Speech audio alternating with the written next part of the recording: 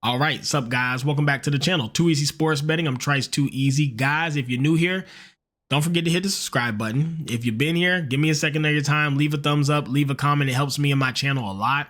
And lastly, if you want to join the Discord server, it'll be in the pinned comment and in the description of the video. Come join. It's a great community with a bunch of great people. Okay, guys, so we will review yesterday. We'll talk about Monday Night Football's game, the Texans versus the Cowboys. We'll review the NBA slate. I'll show you guys all my plays. And I'm gonna get y'all out of here with a bag. I have a big announcement video coming. I'll probably post it today. But yesterday, Sunday the 17th, was my birthday.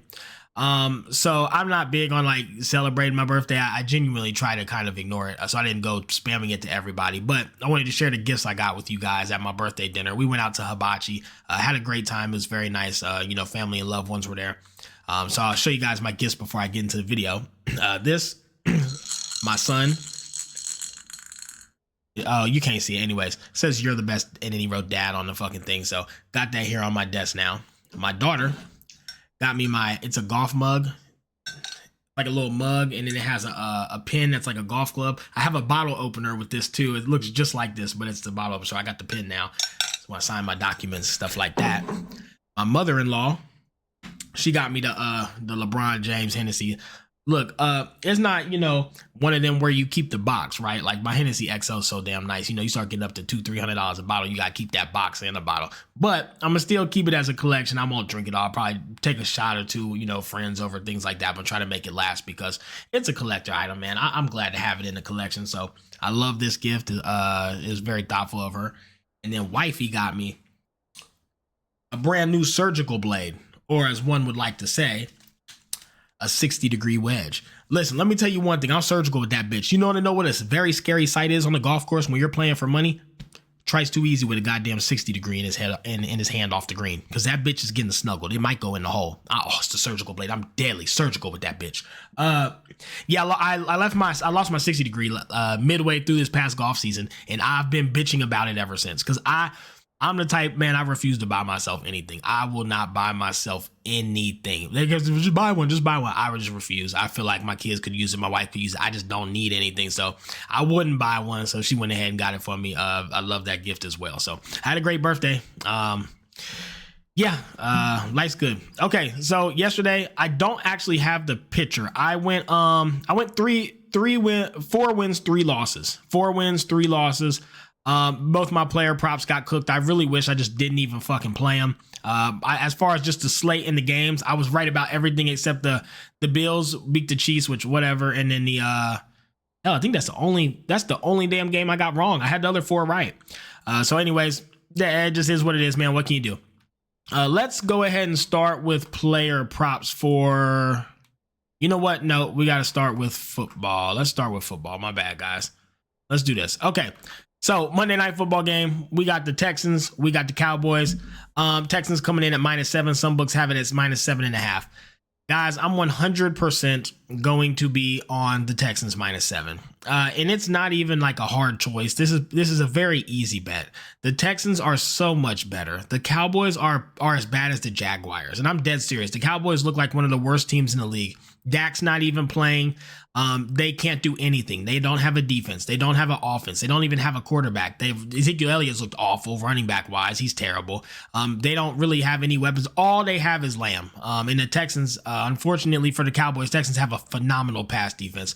I don't think that the Cowboys can do anything here. I wouldn't be surprised if it looks like the Lions versus the Jags, and I'm dead serious. I wouldn't be surprised if they win by 14, 21. If you wanted to ladder -7, -10, -14, -21, and just bet each of those to win a unit, I get it 100% because I don't see any world where they stand a chance. Texans are a top 5 team in the league. Cowboys are a bottom 5. This is similar to, guys, this Sunday. There were so many sports bettors who made you scared to take the Lions by 2 touchdowns. The Lions, who threw 5 interceptions and still beat the Texans, who is a top 5 team. And cappers talked you out of taking the Lions by 2 touchdowns versus the Jaguars. Best team versus worst team, and you were scared to lay 14 points. That's how these cappers do, man. That's how they look at too many charts and they find bad bets looking for good ones. I'm against that completely. I keep it simple and I try to just use common sense. This is another scenario where you have one of the best teams versus one of the worst teams. There's no world where the Texans lose here. I mean, it happens. Things do happen. Don't get me wrong, but if they play 100 games, the Texans win in 90 of them. So if this happens to be the one where the Cowboys win, so be it. Texans win this game, and they just got Nico Collins back, guys. So now you have not only Joe Mixon, who's been one of the best running backs in the league.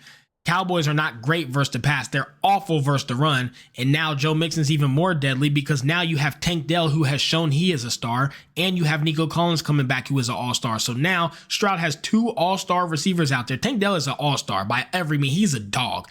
You have Nico Collins, you have Tank Dell. You can't double cover them both. The Cowboys defense sucks anyways. And then they have one of the worst running defenses in the league, and Joe Mixon's one of the best running backs in the league right now. This should be just a fucking blowout. But Texans -7 was one of the easiest bets I made today. I love it. It's great, and I'm on it. So my final plays for football today, there's not much to say. The Cowboys just suck. I played the Texans -7, -115 to win 1 unit. I played CJ Stroud at 225 yards and Mixon at 70 rushing yards for plus 125. I parlayed it to win a unit. Again, I think Stroud, there's no way he doesn't pass for 225. There's no way Mixon doesn't get 70. I just parlayed him for some plus money, and I bet to win a unit. So I paid less than a unit to win a unit. I like to play a lot. Then I got 100% profit boost on ESPN bet. So I took Tank Dell for 45 yards, Lamb for 50 yards, Collins for 60 yards, Stroud at 200 passing yards, and the Texans to win. Took it to plus 400. I 100% profit boosted it to win a unit. I think I paid change on the dollar to win a unit. Like I paid nothing to win a unit here. So that was fine with me. That's how I used it. I like to take advantage of these boosts, especially when I'm starting fresh, which I'll be doing a video on, but I'm starting completely fresh. Okay, so there's that. Now let's go ahead and go over to NBA. Let's first do the props. Props I'm on tonight. I am on Jacob Holtula, over 11.5 boards. He's been rebounding a lot lately. And he does really well versus teams who don't do good versus centers. The Pacers are a prime example of a team who does not do well versus centers. Even if you look at the rebound differences, I mean, the offensive boards, the rebounds, in general, the Raptors just do such a good job. The Pacers are a fast-paced team who shoot a lot and they brick a lot, and it gives the opposing team a lot of chances to get boards. The centers do very well versus the Pacers, and I think that Jacob just has a great night and boards a lot. So I know he hasn't hit it that much this season, but that's not always what's important. You got to look at the games and how things have been going. And again, like the Pacers are one of the give up some of the most rebounds versus centers in general anyways. So you have a Pacers team who's not shooting that well, but they shoot from, the perimeter a lot of shots, a lot of rebound opportunities. I love center, just like the Pistons, just like the Celtics, outside shooters. He got 12 boards. Pistons, outside shooters, he gets 18 boards. Bucks like to get into the hole. He didn't get many. They're bigger, but the Pacers are small and quick, so he should get a lot of boards. Next, Nikola Vucevic. I've been playing his props a lot, guys. I'm on his over 9.5 boards. Again. The Pistons are small and fast. They're small, they're fast. They like to do some shots from the perimeter. It should be an easy game for him to get a bunch of boards. That's just where I'm at with it. The Pistons give up a lot of rebounds to the center. So I like to target centers in spots like these. I love centers versus the Wizards, versus the Pistons, versus the Pacers, versus these small, quicker teams who like to shoot a lot because there's just a lot of rebound opportunities. So I'm on both of them guys to clear their rebound props tonight. It's just where I got to be at. Okay, so let me go over the slates. We'll talk about each game, how I'm feeling on these. Let's get it. First game of the night, guys. We got the Bulls and the Pistons. Full fade for me. Too even of a matchup. Do I think the Pistons win? Yes. But have the Bulls been spread killers? Yes. And that's the problem. Pistons have not hit the spread. Bulls have hit the spread a lot. The Pistons are playing much better ball. I think they win. I know it's only 4.5 points, but I wouldn't be surprised if it's a 1-2 point game or if it goes into overtime even.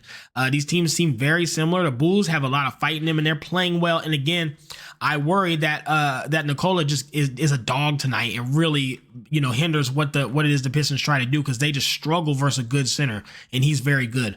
And so I'm just going to stay away from it. I do think they win, but I can't lay the point. I just can't. There are other games I like more. Next, 76ers in the Heat. Guys, give me the Heat, -2.5. I already locked it. It's now -3, so try to get to 2.5 if you can. Heat are just a better team. They're playing really good. 76ers don't look great. Embiid has not been impressive at all. They might still be limited in motherfuckers' minutes. I don't know, but he's not balling for real. And the Heat have looked relatively good. I mean, seriously, they have. So I'm gonna be on the Heat -2.5. I'm happy to lay it. I think they win tonight. It just is what it is. Next, Wizards and the Knicks. This was a tough one for me to fade, guys. It was so hard for me to fade this game because them Knicks, I am a Knicks fan, and the Knicks have been balling. Okay, and Cat looks like the best damn MVP. He is just unbelievable right now. I just can't lay 14 points. It's just too much. 14 points is just a lot. I know it versus the Wizards. I know the Wizards aren't great. But I won't lay that with anyone. I've said it many times. 14 points. No capper should be telling you, hey, just go lay 14 points. Like, that's just not smart. These are professionals. Blowouts happen. I get it. They pull them starters. The bench comes back. I mean, you guys saw it last night. The fucking Clippers were up 30 and ended up only winning by 11. Leads get thrown, and 14 points is just too damn much to lay when there's other options on the board. If it was the only game tonight and you want to gamble, be my guest. But when there's this many games, taking a team to lay 14 is just crazy. I won't do it. Next, Pacers and the Raptors. I hate to do this. I know the Pacers are on the no bet list. I know I'm not supposed to be betting them. I don't want to bet them, yada, yada, yada. I get it. I did, unfortunately, bet the Pacers. I got -4.5 at -105. Listen, they're on the ban list, right? I get it, but I don't really have a ban list, okay? This is a business. We have to treat it like one, and you need to make the best play. It just is what it is. The Pacers are a better team than the Raptors. They should beat them. Like, I don't really know how else to put it. The Raptors are not good. The Pacers are good. Raptors are not good. Pacers are good. Like, there's not much more I can really say on it. I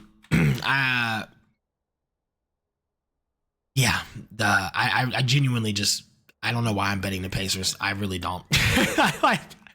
It's so hard for me to try to sit here and make a case for you as to why I'm going to bet a team who has let us down time and time again. I was sitting here trying to find a way to bullshit it. Guys, there's nothing I can say to make me even feel good about the Pacers besides the fact that they are a better team. 4.5 points is not a lot, and the Raptors are shit. It's the right play. You have to put feelings aside. This is a business. It's not personal. Pacers -4.5 is where I'm going to be. Next game. This is another one that kind of hurts. The Bucks. The Rockets have been playing well, but the Bucks are a better team. The Bucks should be able to beat the Rockets by 4. I will continue to make the proper play. I will continue to do what is right. It's not, again, it's not personal. This is business here. Have the Bucks been letting us down a lot? Sure. Have they not been playing well? Yes. But Damian Lillard is back now, so him and Giannis will both be out there. And I don't think the Rockets have really anybody. Fred VanVleet still not shooting that great from the perimeter. I just don't see how the Rockets hang with them. But I felt that way so many times, and they continue to let us down, just like with the Pacers. But this is gambling, this is sports betting, and it's a business, and you should treat it serious. It's about winning over the course of the season. I understand the Pacers have let us down. I understand the Bucks keep letting us down.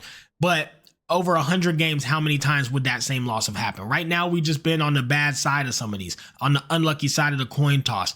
A 75% chance, and we're in that 25 bracket over and over again. It happens. But long term, it will balance out and will be profitable if we continue to make the right bets. Pacers is the right play. The Bucks are the right play. Give me Bucks -3.5. Magic and the Suns, guys, I didn't even need to think about this one. I was all over. It looked like a pot of gold. My eyes lit up when I saw the Suns +3.5.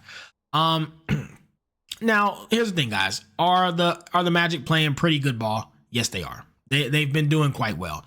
KD's still probably going to be out, which means it's going to be up to Devin Booker to kind of, do his thing again. Tyus Jones. Who's the fuck am I thinking of? Who's been really stepping up with Devin Booker? Oh, well, you guys know who it is. I'm drawing blanks. When you do so many teams and so many games, you start drawing blanks. But the point is, guys, I just think the Suns are a much better team. I think they're well coached, well oiled machine.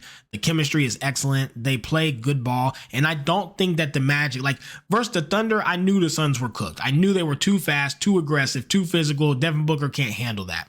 I think Devin Booker can handle a game versus the Magic. There's no one who's really that scary. I put the Magic like a better Hornets, but I put them nowhere near the Suns, even with KD out. Hell, I'd probably bet the Suns to win even if Booker and KD were out, and I'm being dead serious. So Suns to get plus points for damn near even money is insane to me. Magic are not that physical brute for a super quick team who's going to give Devin Booker a hard time. Devin Booker for 35 tonight. Suns plus 3.5. Let's get it.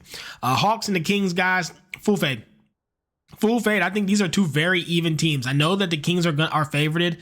That's fine. Let me see. Did DeRozan come back? Let me see. He might have came back. Let's see. No. So DeRozan is still out, and Domantas Sabonis is day to day, but he's doubtful tonight. If anything, guys, I would lean to the Hawks at plus 166. Seems crazy, or you can get them at plus 5. I'm not gonna touch it just because the Kings are very talented, and I don't have any faith in the Hawks as an organization. I do want to see how they do tonight. I am interested to see how they do versus a team like the Kings, who very well coached, very well oiled. They got a lot of chemistry, but the Sabonis is out of there. DeRozan is out of there. Malik Monk should still be out of there. So can the Hawks beat this team who's super handicapped? Will they blow them out? Like, this should be a blowout. They're missing fucking Sabonis and DeRozan. They should bust their fucking ass. If this game is close, I'm right about the Hawks. If the Hawks blow them out, good for them, and I'll start looking to put some money on them. This is like a very telling game for me with the Hawks, but I want to see what happens before I get to betting it. And then the Warriors and the Clippers is the last game. Guys, this is a no-brainer for me. Warriors are number one in their division. There's no way that I'm not backing them at minus 4.5 versus the Clippers team. This is a bad Clippers team, guys. They're not good. They've been more impressive than I think they should be, considering their only players fucking James Harden. Zubac's been doing much better. Norman Powell's been stepping it up a bit. Like, I get they do have some talent, and players are starting to do much better, but Warriors are completely healthy, and I think they're just a better team as a whole. I don't think the Clippers have enough talent to hang with the Warriors. I don't think they're good enough, experienced enough. I think James Harden just doesn't do well tonight, and the Warriors destroy them. So Warriors minus 4.5, I like it a lot. Okay, what are my actual final plays for the NBA today? Here we go. I'm on Nikola over 9.5 boards to win a unit. I'm on the Heat minus 2.5 to win a unit. I'm on the Pacers minus 4.5. I'm on Jacob Poeltl over 9.5 boards. I'm on the Bucks minus 3.5, the Suns plus 3.5, and the Warriors minus 4.5, all to win one unit. So if it's minus 110, you need to pay a little bit more than a unit to win a unit. If it's plus 110, you pay a little less than a unit to win a unit. Then for my parlay, I had a 30% profit boost I'm going to try to take advantage of. Jordan Poole plus over 2.5 threes. He's been hooping really well. A lot of threes from him. He's starting to live on that perimeter. So I'm on Jordan Poole over 2.5 threes. The Warriors money line, the Suns plus 2.5. It's a parlay plus 408. I 30% profit boosted it, and I bet just to win a unit. So I bet like basically nothing to win a unit, like 15% of a unit to win a unit type shit. Okay, guys, so that's where I'm at with those. Hope you guys enjoyed. I'm gonna be making a video today on everything that's going on, the fresh start, things like that. But let's get out of here. Let's get a bag, and let's absolutely crack these folks. Happy Monday. Have a good week.